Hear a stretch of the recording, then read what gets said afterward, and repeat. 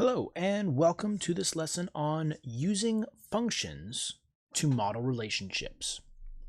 Okay, so we're going to be talking more about functions and their use in application word problems, so to speak. The essential question says, how do I use functions to model relationships?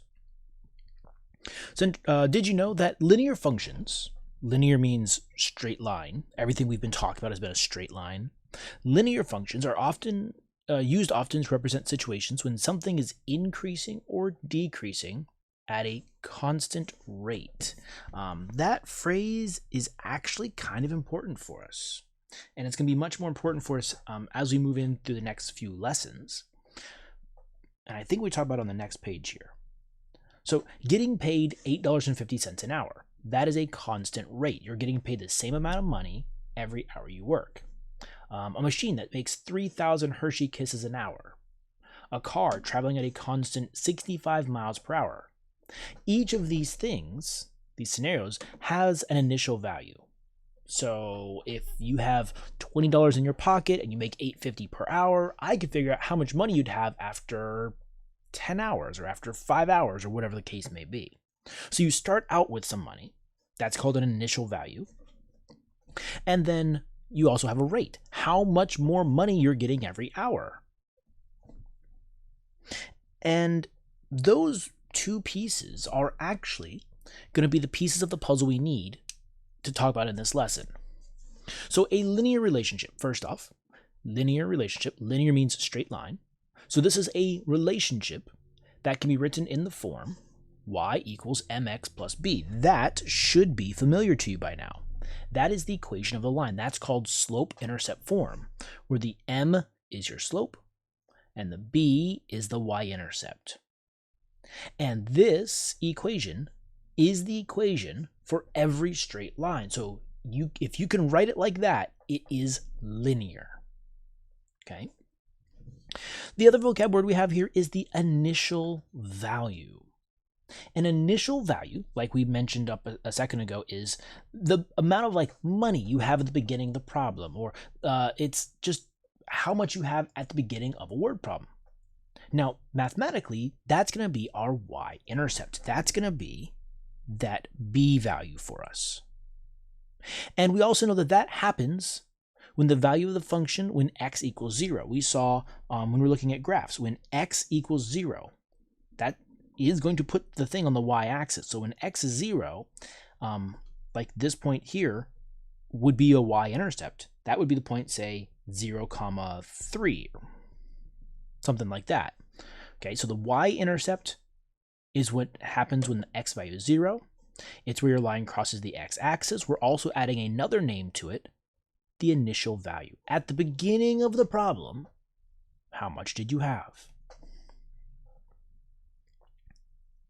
So let's see here. First example, it says Jasmine is currently 200 miles from home.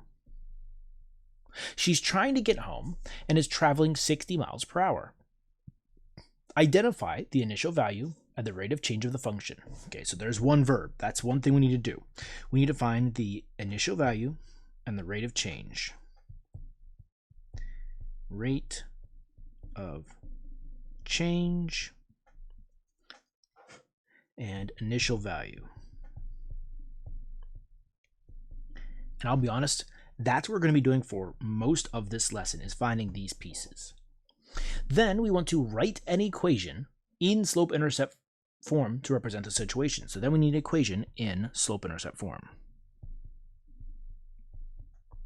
So the equation, and that should be in the y equals mx plus b form. All right, so looking at the information we have, we need to find the initial value and the rate of change. So at the beginning of the problem, how far is Jasmine from home? That's the thing that's being measured. The thing that's going to change over time is how far she's from home. How far is she from home at the beginning of the problem? Well, she's 200 miles right here. She's 200 miles from home.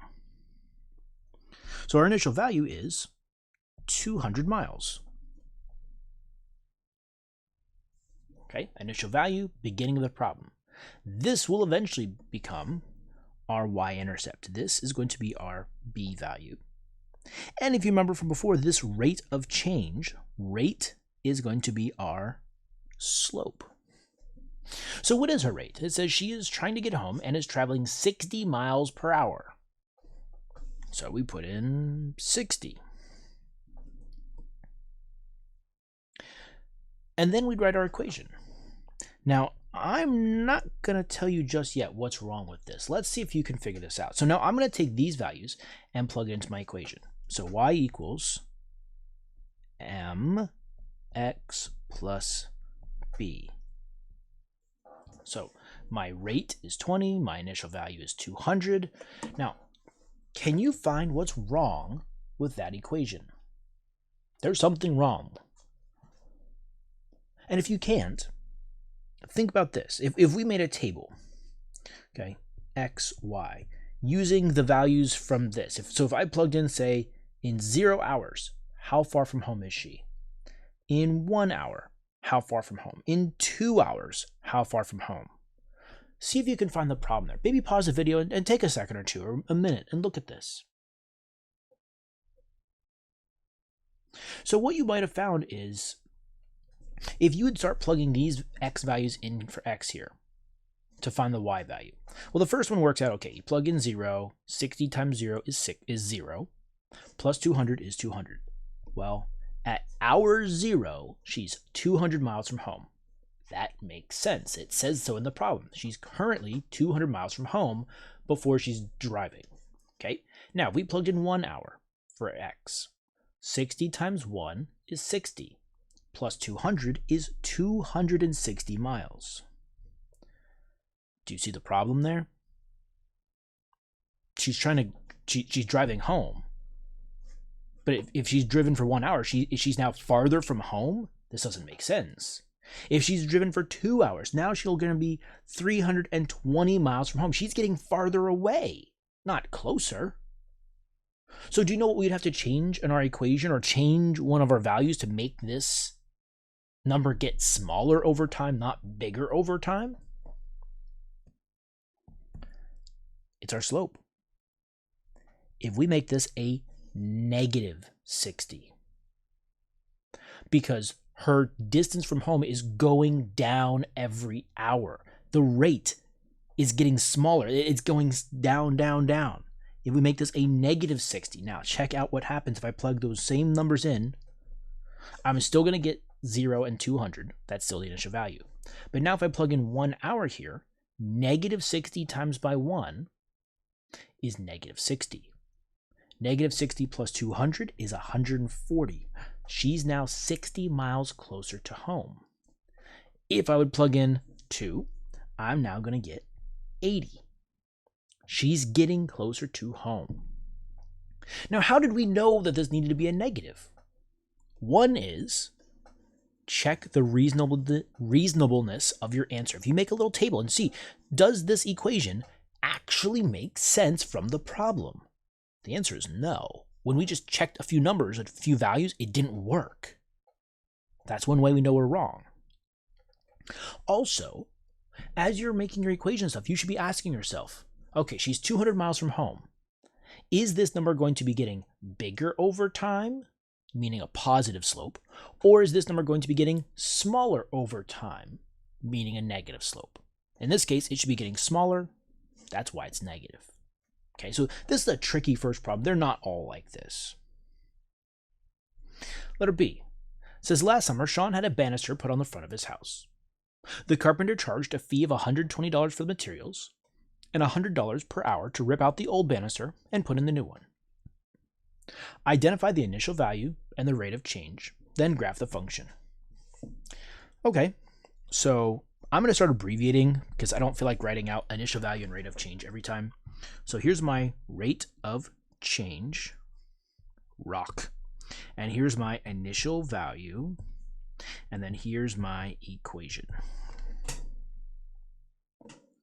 So I'm looking at this. At the beginning of the problem, before the carpenter does any work, how much money do you have to pay him? What's your initial value? Because that's what's being measured, is how much you're paying this guy. Well, at the beginning of the problem, you have to pay him $120 for materials. He has to go out and buy a new banister and wood and nails and that kind of stuff. So the initial value is $120. Now, how fast is that money going to change? Well, it's going to change with a rate of $100 per hour. My rate is my slope. My initial value is my y-intercept. So my equation become y equals mx plus b. And now we can take that and we can graph it. So things like, I'm going to count by tens, I think, on each axis. No, I lied. 1, 2, 3, 4, 5, 6, 7, 8, 9, 10. This is our x variable, which is our hours.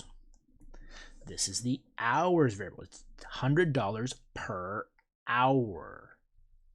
The y variable, if we would plug a number in here for, say, like 3 hours and add this all together, what are we figuring out? We're figuring out the total money. Our y variable is the money variable. Dollars, total cost. It's probably a better descriptor, but I like money, so let's say money. And I don't think I'm going to count by tens, because if I go 10, 20, 30, 40, 50, 60, 70, 80, 90, 100, here's my initial value right there at 100. And then I would need to go up 120 over 1. Oh, I lied. My initial value is 120. I couldn't even fit an initial value up here. It'd be right here. But then my slope would be even higher. It's all not going to fit. So counting by something like 50s or 100s or 20s. 20s probably is not a good idea either. So I think I'm going to do 50s. 50, 100, 150, 200, 250, 300, 350, 400, 450, 500. I could have counted by hundreds. I think that would have been okay as well. So now, my initial value is 120. That would be right about here. The slope is up 100 over 1. So I'm going to go up 100, boom, boom. Remember, each box is 50, so 50, 100, up 100 over 1. So I'm looking for a dot right about there. And then I repeat, up 100 over 1. Up 100, 1, 2, over 1. Up 100 over 1. And we are done. We found the initial value and the rate of change. We then graphed the function.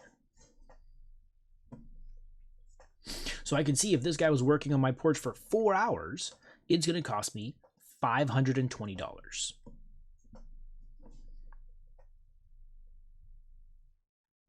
A farmer is harvesting corn from his field.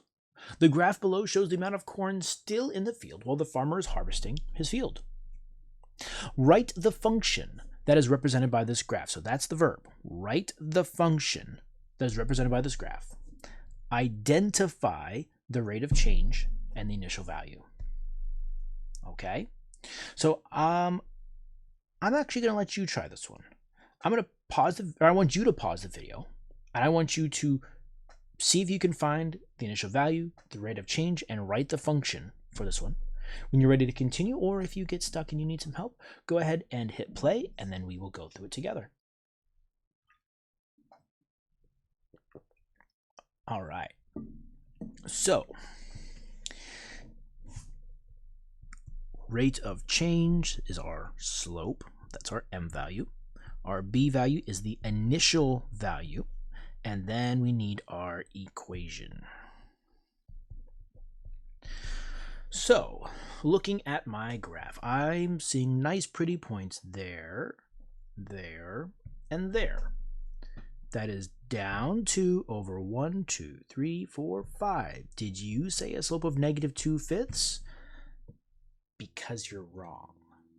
The slope is not negative 2/5. That is the number one mistake in this problem. You might be going, well, why? Look, I mean, it's down 2, it's over 5. I agree with the over 5. From 0 to 5, that's over 5 units. I do not agree with down 2. Check this out. You're going from 4,000 down to 2,000. So your rise is not down 2, it's down 2,000 over 5. Down 2,000 over 1, 2, 3, 4, 5. Okay, so your rate is, and this negative 2,000 over 5 does simplify. It should be negative 400. Our initial value at the beginning of the problem, at time 0, how much corn did this guy have in his field? He had 4,000 pounds of corn in his field at the beginning of the problem. So now we have all the information we need to write the equation. We have the initial value. We have the rate of change. Y-intercept, slope. So the equation would become y equals negative 400x plus 4,000. That is the equation of this line. It crosses the y-axis at 4,000. And we then go down 400 over 1. So this, even though we can't, I can zoom in, but it's not going to change the scale. This would be down 400 over 1. Down 400 over 1. Down 400 over 1. Down 400 over 1. Down 400 over 1. But that's kind of weird to do. That's why we had the original down 2,000 over 5. But it's equivalent.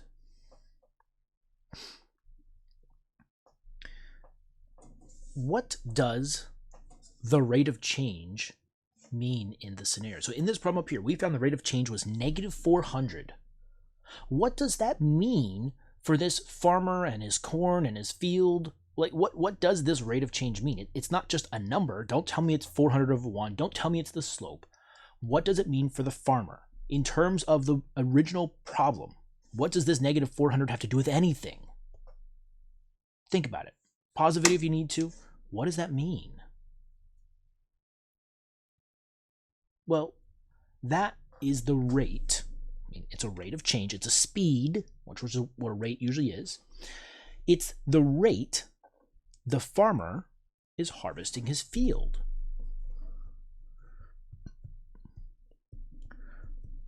The rate the farmer is harvesting his field.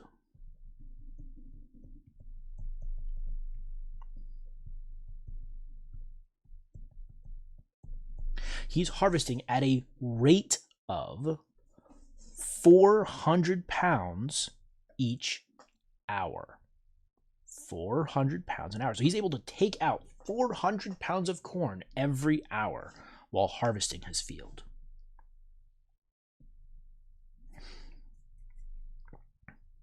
Letter D. Derek works on an assembly line putting together electronics for an engine. He gets paid a daily wage plus an additional amount for each engine he puts together. The table below shows his daily earnings Y if he puts X engines together. So there's actually a table down here. The question, things we need to do. We need to write a linear function that models his situation. So that would be the equation in slope-intercept form. Y equals mx plus b. We need to identify the initial value and rate of change. So we've been doing that. That's nothing too fancy. And then we need to graph the function. So we have 3 to 4 different things we need to do in this one problem. We need to write the function, slope-intercept form, which part of that is identifying the initial value and the rate of change. These first couple things all kind of go together. We find our initial value, we find our rate of change, we use those to write the equation of the line, and then we graph it. So let's see here. Well, I need my rate of change, which is our slope. I need our y-intercept, which is the initial value. And then we also need our equation, so that we could then graph. Okay, so this is kind of just setting up my stuff. Now looking at that table, what things can we find? The initial value is not going to be 141. You can't say he made $141 at the beginning of the day, because that's not true. That 141 is after he already put together an engine. Okay, it said in the problem above that he gets paid a daily wage plus an additional amount of money for every engine he puts together. So he kind of gets paid a salary and then maybe like a little bonus for each engine he puts together. I mean, it's kind of incentivize people to work faster. So how much money does he get at the beginning of the day, just kind of for showing up? I don't know yet. But one thing we know how to do, is we know how to find the slope, the rate, from a table. We can use that whole m equals y2 minus y1 over x2 minus x1 thing, the slope formula. So I can pick 2 points. Why not these two? And I can say, okay, we've got x1, y1, x2, y2. So as the x and the y value of the first point, that's the x and the y value of the second point. I can plug those values in here, and we get y2 minus y1 over x2 minus x1 gives me 11 over 1. So this guy's rate, slope, is 11. So he gets paid, right? Haha, I'm not going to ruin it for you. I'm not going to tell you what that means. Okay, but we did find his slope is 11. That's the rate. Rate of change, 11. M, 11.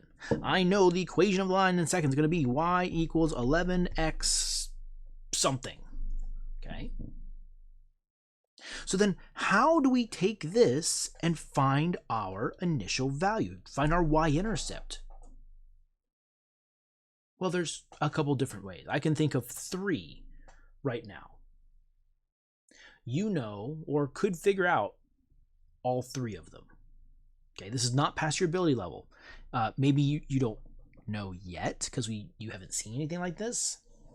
So way number 1, we're probably going to go the most work to the least work. Way number 1, the most work. You could take this equation. Notice I put a b in here because I don't know what it is yet. We could plug in one of our points, x value for x, y value for y. We could solve this equation and find the b. We've done this before. We did a whole bunch of this in the previous unit, all about the equation of a line. I would then multiply, and I get 11 equals b equals 141. I can subtract 11 on both sides and get 130 equals b. That is probably the most amount of work I'd have to do. I found my b value by plugging in my slope and an x and a y value for x and y, and I solved the equation for b. If that's unfamiliar to you, you might want to go back and check out some of those other video lessons on writing the equation of a line in slope-intercept form. Okay, so that's way number 1. Way number 2, we could take these values right here and plot them in the space provided. And then hope that when we draw our line will show us what the initial value is, what the y-intercept is. So I can say, okay, 0, 1, 2, 3, 4, 5, 6. 0, my scale has to get up to about 180. In 10 lines, I'm going to count by 20s. 20, 40, 60, 80, 100, 120, 140, 160, 180, 200. This is our x value. Well, I'll put engines. And our y value is earnings.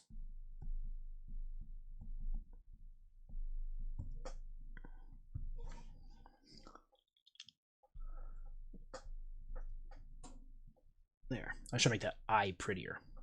I can graph these points. 1 and 141 is, oopsie, 141 would be right about there. 2, 152 would be about there. 3, 163 would be about here. 4, 174 would be about here. 5, 185 would be about there. And if I draw a line through them,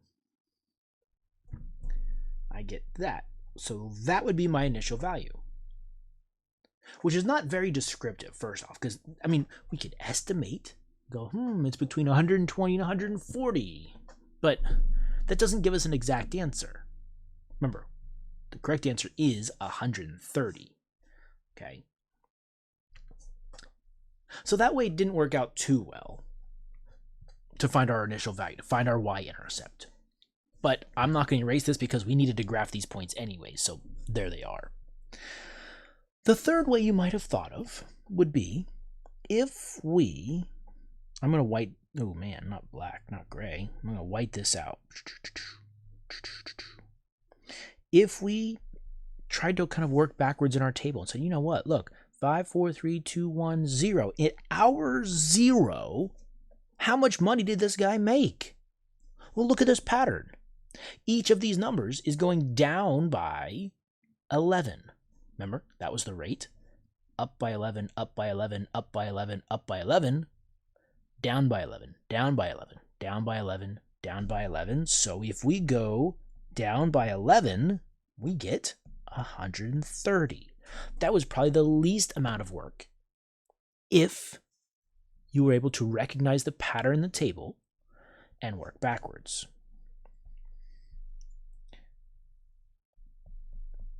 So there we have our whole problem now. We found our rate of change, which is the slope. We found our initial value, which is the y-intercept. We were able to take those two values and write the equation of the line. We also took those same values and we were able to graph that function.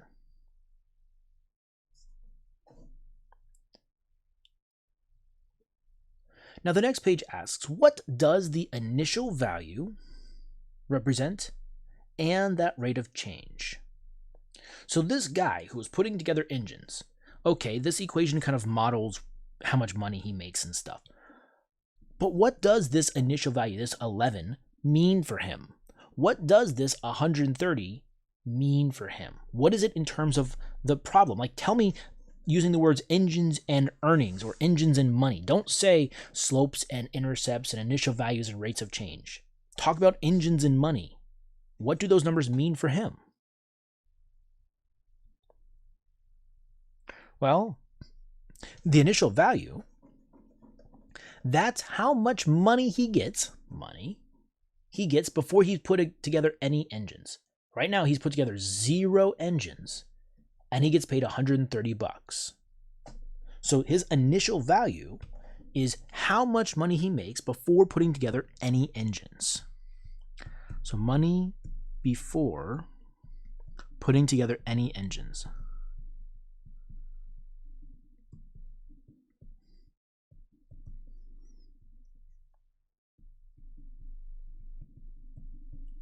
Okay, that's what that's going to mean for him. Now the rate of change we said is 11. Well, what does this 11 here have to do with his money and engines and stuff? Well, for every additional engine he puts together that day, he gets paid 11 more bucks. That's his rate. One more engine, 11 more dollars. One more engine, 11 more dollars. One more engine, 11 more dollars. So every additional engine he puts together, he gets paid 11 more dollars. That is the rate that he gets paid for each engine he puts together. What does the rate of change represent? Money for each engine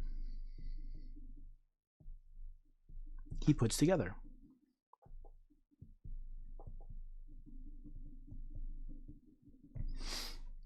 Okay, so when we're talking about what does the initial value and rate of change mean in the problem, we actually want you to talk about like the variables that were in the original problem. Don't tell me about slopes and intercepts and stuff. That's probably the biggest mistake students make. Is they say, oh, his slope is 11. Okay, what does that have to do with the problem, with the engines and the money and stuff? Letter E here says, when the police find a dead body, they will often use the temperature of a person's liver to find their time of death. The graph below shows a person's liver temperature after their death with respect to time. We would like you to identify the initial value and rate of change, then write the equation of the line in slope-intercept form. So if you could please go ahead and pause the video and do that problem right now. When you're ready to continue, hit play and we'll go through it together.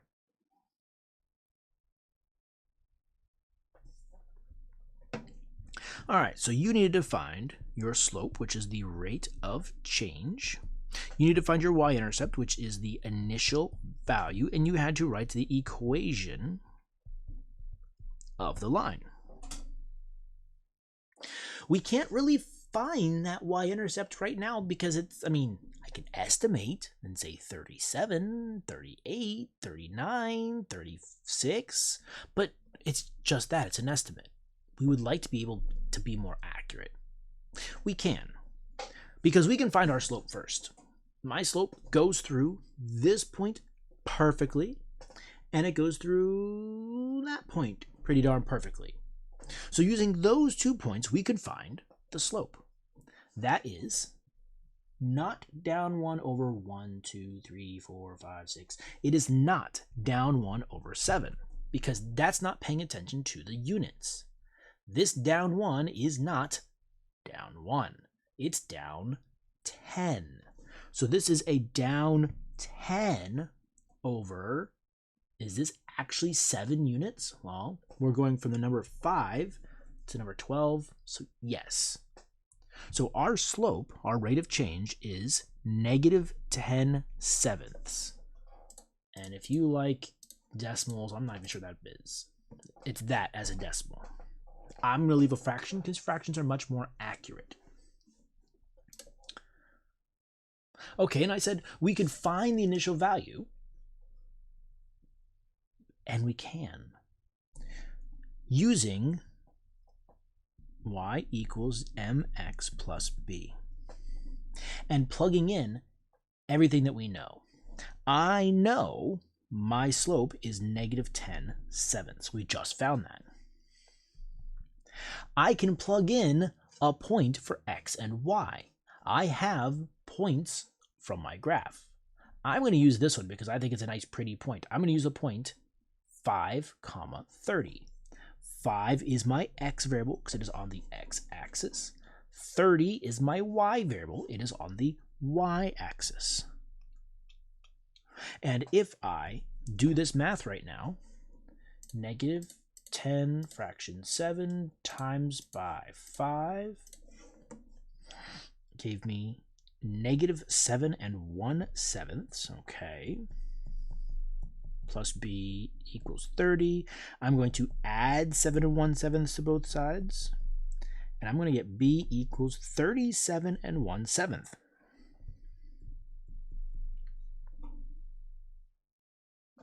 All right. That's not too bad. And now that I've found my slope and I've found my y-intercept, again, we did this in that video all about writing the equation of a line in slope-intercept form. So now that we've done all this, I can now write the equation of the line. Y equals negative 10 sevenths x plus 37 1/7. I bet you would have never guessed that this number right here was 37 1/7. Not in a million years would have you guessed that. You probably would have just guessed 37 or 38. But it's neither of those. Okay? It is much better to be accurate. It's okay to guess and estimate, but you still want to get an accurate answer. Couple little quick questions here. What does this initial value mean? The initial value we found was 37 1/7. What does that have to do, this number here, with a person's liver temperature, time, hours, temperature, all that stuff. What does it mean?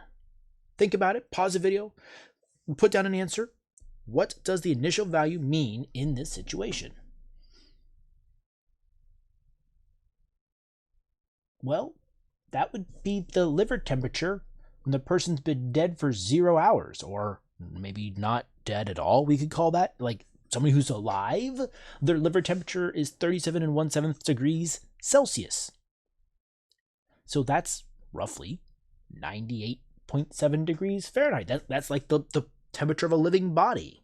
So the initial temperature would be the liver temperature of a live person.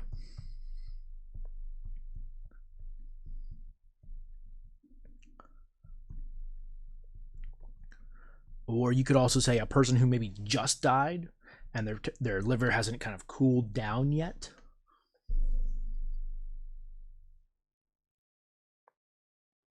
Summary. So in what ways did we use functions to model relationships throughout this lesson? How did we do it? What did we do? How did we model these functions? Go ahead and pause the video, maybe scroll back through the lesson and check it out. What did you think? Well, we did it a few ways. We were able to model functions using an equation. This equation models the function. We are able to model function using a graph. This graph is the same function as this equation. They're showing the same thing. We were able to model a function using a table.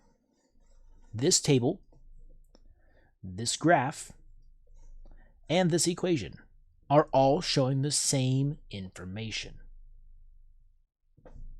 We were able to identify the rate at which something is moving and its initial value. That's the beginning of the problem and how fast that number is changing, which was part of the equation and the function and the graph and the table and everything else. Okay, so all of these things are very much interconnected. One can be changed to another, to another, to another, and we're going to be doing a little bit of that later on. Okay, so there's lots of ways to represent functions. Equations, tables, graphs, lists, I don't know. There's probably more I can't think of. Even just the word problem technically is a way to represent a function, a model, a relationship. All right? And we're going to dig more into these functions as we move through the next few lessons. So thank you so much for watching. And until next time, toodles.